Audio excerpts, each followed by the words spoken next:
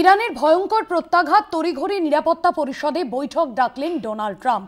এমনটাই জানা যাচ্ছে, নিরাপত্তা পরিষদে বৈঠক ডাকলেন ডোনাল্ড ট্রাম্প। ইরানের ভয়ঙ্কর প্রত্যাঘাত, নিরাপত্তা পরিষদে বৈঠক ডোনাল্ড ট্রাম্পের।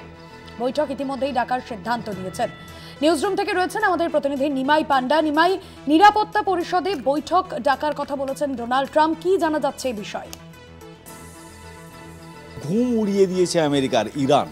এই মুহূর্তে যেভাবে ভয়ঙ্কর প্রত্যাঘাত করেছে, যা কখনোই ভাবেনি হয়তো আমেরিকা। বিশেষ করে তাদের এই পশ্চিম এশিয়ার সবথেকে বড় যে এয়ারবেস রয়েছে কাতারের দোহায় আল উদেইদ, সেখানে যেভাবে 6টি মিসাইল দিয়ে হামলা চালিয়েছে ইরান, এবং শুধু তাই নয়, ইরাকেও হামলা চালিয়েছে, কুয়েত সহ বিভিন্ন জায়গায় হামলা চালিয়েছে, বাহরিনেও হামলা চালিয়েছে। ফলে এই মুহূর্তে আমেরিকার একেবারে ঘুম ছুটেছে। ডোনাল্ড ট্রাম্প নিজে সিচুয়েশন রুমে হাজির হয়েছেন, সেখান থেকে তিনি মনিটর করছেন। এবং শুধু তাই নয়, নিরাপত্তা পরিষদ যেটা রয়েছে আমেরিকার, সেই নিরাপত্তা পরিষদের জরুরি বৈঠক ডেকেছেন ট্রাম্প।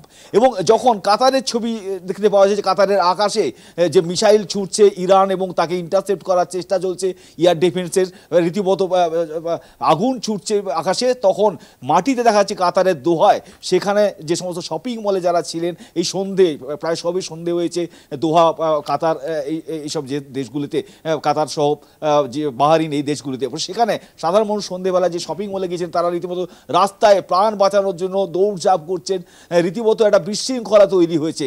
আর তার পাশাপাশি মার্কিন যুক্তরাষ্ট্রকে একেবারে চোখে চোখ রেখে যেভাবে ঠিক আমেরিকা তাদের অপারেশন মিডনাইট হ্যামারে যতগুলি বোমা ছুঁড়েছিল ইরানের ওপর, ঠিক গুনে গুনে ততগুলি বোমা মিসাইল ছুঁড়ে হামলা চালালো ইরান। এবং খামেনেই স্পষ্ট করে বলেছিলেন যে আমেরিকাকে একেবারেই তুল্যমূল্য তাদের শাস্তি পেতে হবে। এই সেই তুল্যমূল্য যে প্রত্যাঘাত, সেটা ইরান দেখিয়ে দিল যে ঠিক যতগুলি বোমা B-2 থেকে বোমারু বিমান থেকে আমেরিকা ছুঁড়েছিল, ঠিক সেই সংখ্যক মিসাইল দিয়ে আক্রমণ চালালো ইরান।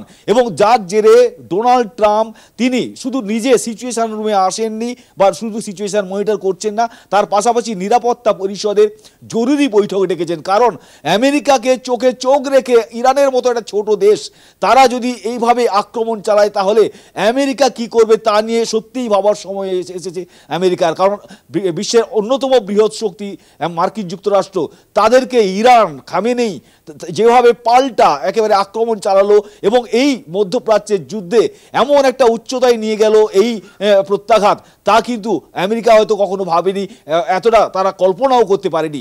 যা ইসরায়েল ইরানের মধ্যে সীমাবদ্ধ ছিল, আমেরিকা শুধুমাত্র এসে হামলা চালিয়ে গিয়েছিল। এবার পাল্টা হামলায় যে আমেরিকা, তাদেরও ঘুম ছুটেছে এই মুহূর্তে।